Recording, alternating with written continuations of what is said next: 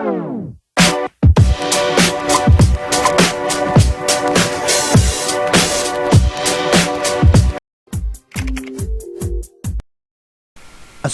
warahmatullahi wabarakatuh. Anak-anak semuanya dimanapun berada, alhamdulillah pada kesempatan yang baik ini kita bisa kembali lagi melaksanakan kegiatan pembelajaran secara virtual atau online ya, untuk mapel Al-Quran Hadis kelas 7 MTS semester ganjil.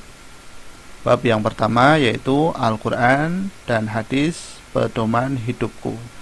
Semoga kita selalu diberi kesehatan oleh Allah Subhanahu wa ta'ala. Mari kita awali dengan berdoa terlebih dahulu. Bismillahirrahmanirrahim.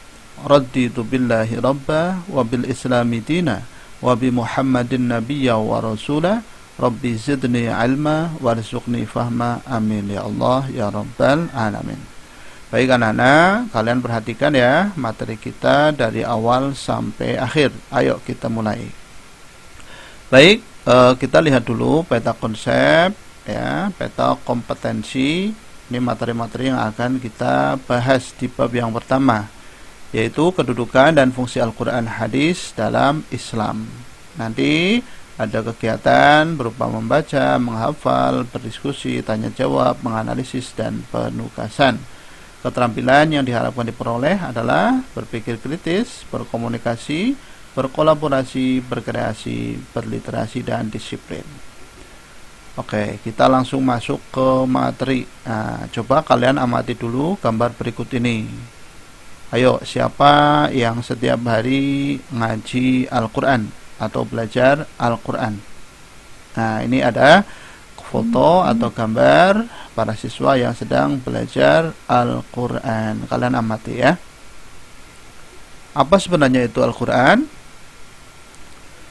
Pengertian Al-Quran menurut cendekiawan ya, Quraisy Shihab, kata Al-Quran berasal dari kata kerja qara'a yang berarti membaca, dan kata dasarnya adalah Quran yang berarti bacaan.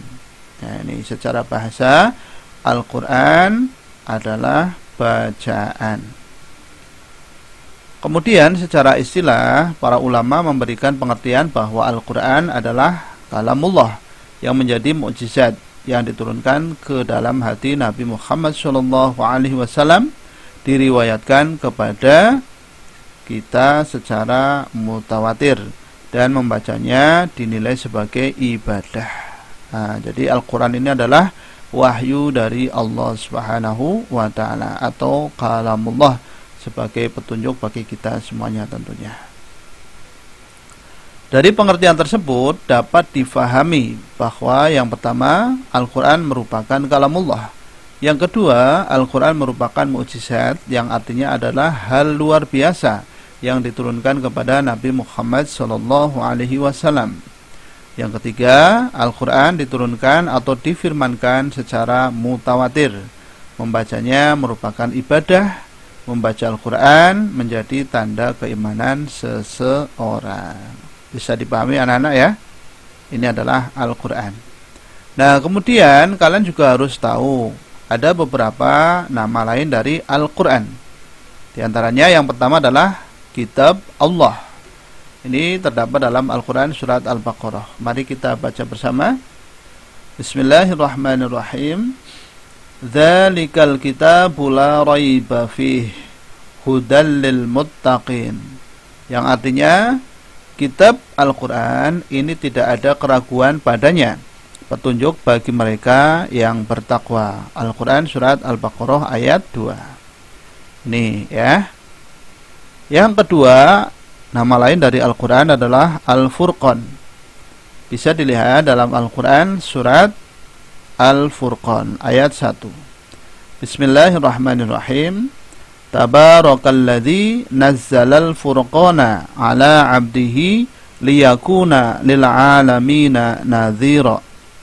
Yang artinya, Maha suci Allah yang telah menurunkan Al-Furqan, yaitu Al-Quran, kepada hambanya agar dia menjadi pemberi peringatan kepada seluruh alam. Al-Quran surat Al-Furqan ayat 1. Paham ya? Yang pertama kitab Allah, yang kedua Al-Furqan atau pembeda. Kemudian yang ketiga, fungsi dari Al-Quran. Kalian perhatikan, apa saja fungsi dari Al-Quran? Nah, dalam Al-Salam ya, disebutkan bahwa fungsi Al-Quran sebagai berikut. Yang pertama, sebagai sumber ajaran atau hukum Islam yang utama. Jadi ini adalah sumber hukum yang utama. Ini adalah fungsi Al-Quran. Yang kedua, sebagai konfirmasi dan informasi terhadap hal-hal yang tidak dapat diketahui oleh akal. Yang ketiga, petunjuk hidup manusia ke jalan yang lurus tentang berbagai hal. Dan yang keempat, sebagai pengontrol dan pengoreksi terhadap ajaran-ajaran masa lalu, yaitu Injil, Zabur, dan Taurat.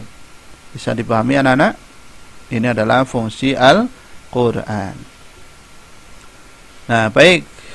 Al-Quran merupakan penyempurna kitab-kitab terdahulu. Nah, kalian bisa lihat dalam Al-Quran surat Al-Maidah ayat 48. Jadi Al-Quran merupakan penyempurna kitab-kitab terdahulu. Ya, silakan kalian bisa baca dan cermati Al-Quran surat Al-Maidah ayat 48. Sudah anak-anak?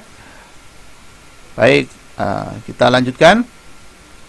Selanjutnya, bagi kehidupan manusia. Nah, ini Al-Quran juga mempunyai fungsi.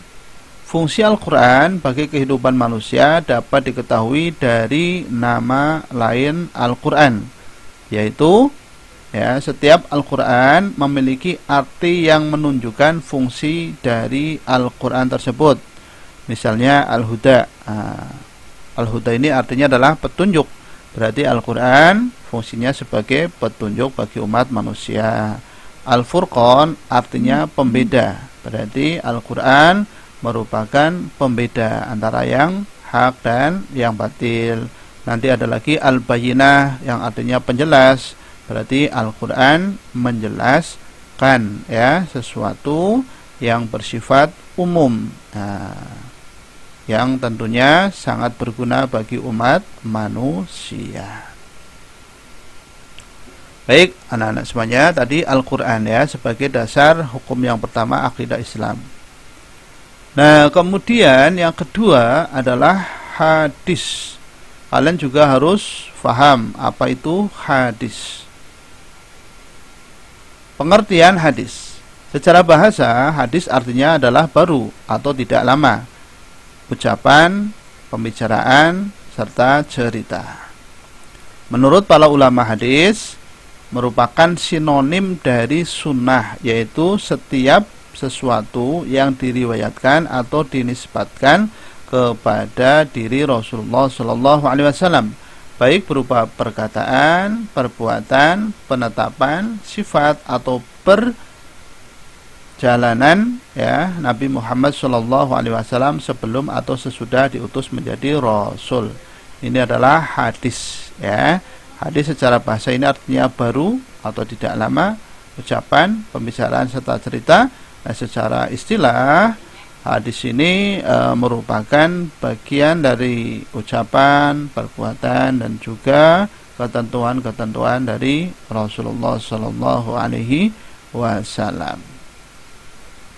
Nih, ya, ini hadis atau sunnah. Ini bisa berupa perkataan, perbuatan, sikap takrir atau mendiamkan, sifat ghimah. Oke, kita langsung saja ya, kita uraikan lagi biar lebih jelas satu persatu. Mulai dari perkataan.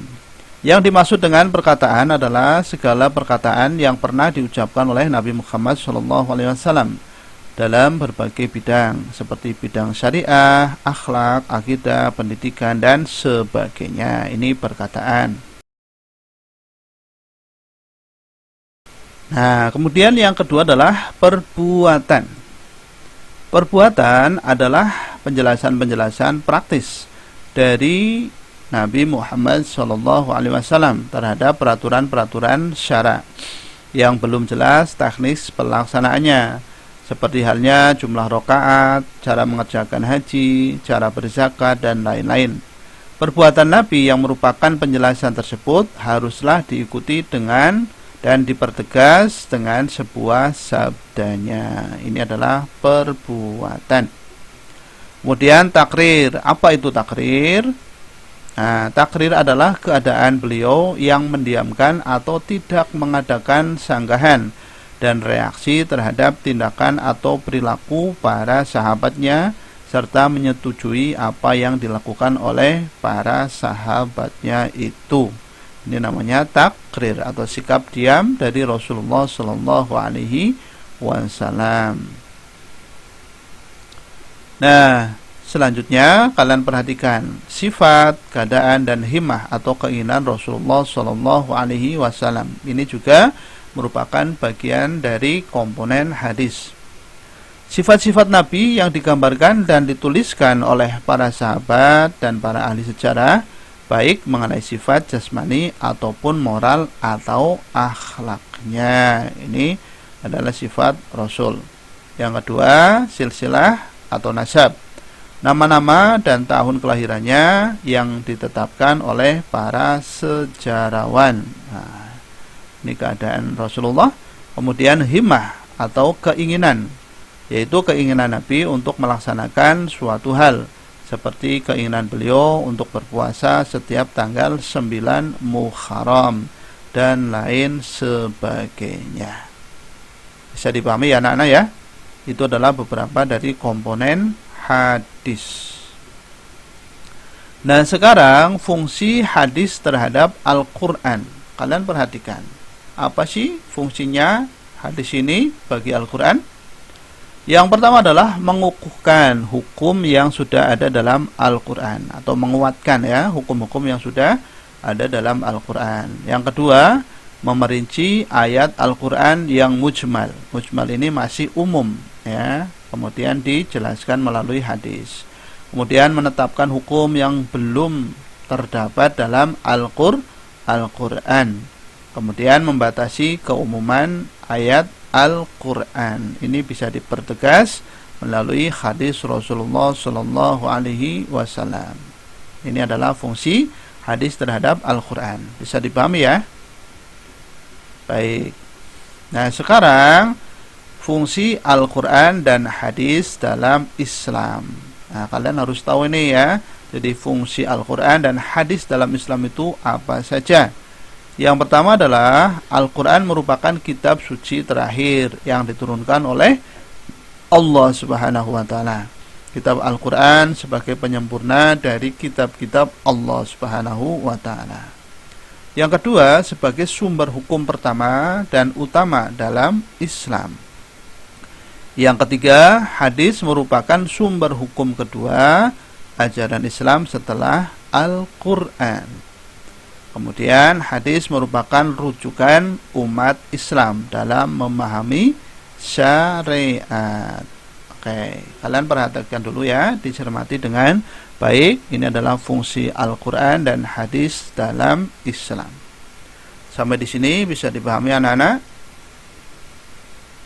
Oke, nanti kalau ada yang mau tanya boleh kalian tulis di kolom komentar video ini ya. Oke, baik, setelah kalian mempelajari apa yang tadi Pak Guru sampaikan, coba kalian kerjakan latihan soal berikut. Nah, yang pertama, coba jelaskan pengertian Al-Quran secara bahasa dan istilah. Yang kedua, sebutkan dua nama-nama lain dari Al-Quran. Yang ketiga, tulislah dalil yang menerangkan bahwa Al-Quran merupakan kitab Allah. Yang keempat, jelaskan pengertian hadis secara bahasa dan istilah. Dan yang kelima, sebutkan 3 fungsi Al-Quran dan hadis dalam Islam. Ya, silakan kalian kerjakan dengan baik. Ya, semoga dengan mengerjakan latihan soal ini kalian bisa lebih memahami materi yang Pak Guru sampaikan.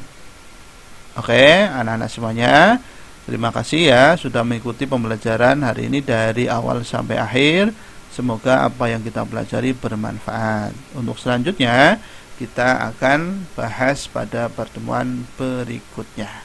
Jangan lupa bantu video ini dengan cara like, share, dan subscribe. Terima kasih. Assalamualaikum warahmatullahi wabarakatuh.